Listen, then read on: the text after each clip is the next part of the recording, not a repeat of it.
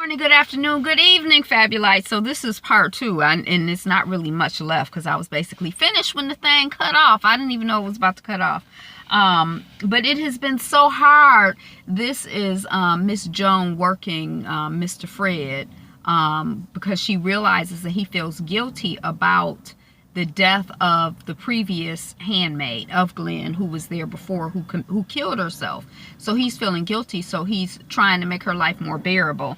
So she's you know, it's been so hard being alone in that room all the time, which it has. I know Mrs. Waterford is trying to teach me a lesson, which is some bullshit lesson she don't need to learn. She a grown-ass woman.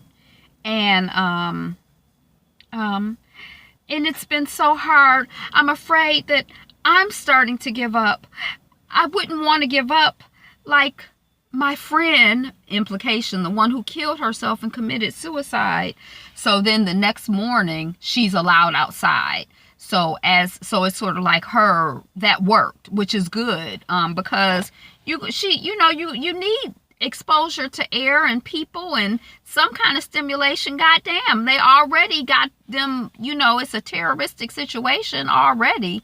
So every little bit of, you know, opportunity to be human is a blessing and an opportunity. You know, you need all of that plus, you know.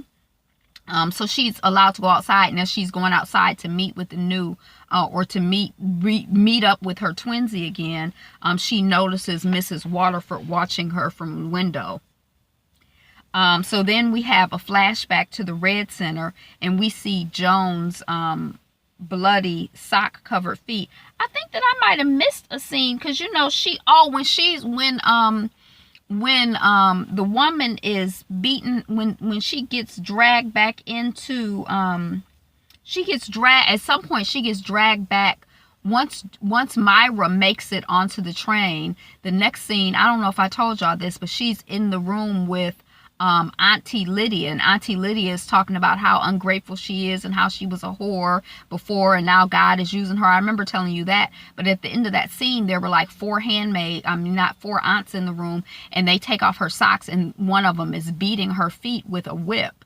So then at the very end of the episode, we see a flashback to the Red Center, and we see Joan's bloody sock covered feet. So it's like after they beat her feet and it's bleeding. I don't know how she got the socks on. I was trying to imagine how that works. It seems like it would be painful and uncomfortable. She's laying on the bed, so we see her feet, and then we see the handmaidens walking by at the Red Center, and they're placing like bits of food by her head. Like if you had a banana, maybe a quarter of your banana you gave to her, or if you had, you know, a piece of bread, you broke off a piece of bread to give to her. And so, you know, with all of the little donations from all of the handmaids, she has enough to make a meal. So I guess they're, not only did they beat her feet, but they're starving her. Or, you know, I don't know what kind of foolishness or craziness, terroristic bullshit they're up to.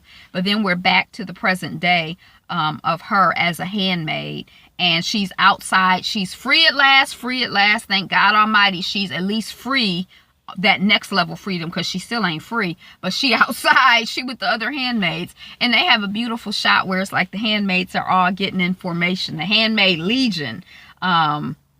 And we hear her thinking, there was an Offred before me. I am her, and she helped me. She is dead. And then she says, do not let the bastards grind you down, bitches. So it probably, if not for that profanity at the end, I don't know if I would have finished it. But it's kind of like hopeful, and it's so important because, oh my Lord, it's so depressing. It's so depressing. We need all the hope, and we need hope. We need hope. Lord have mercy. So that's what I got. Thank you so much for watching, liking, commenting, subscribing. I know very few people watch a part 2, but I'm Angela. The channel is Be Fabulous You, and I want you to do that today. I want you to be you, be fabulous you.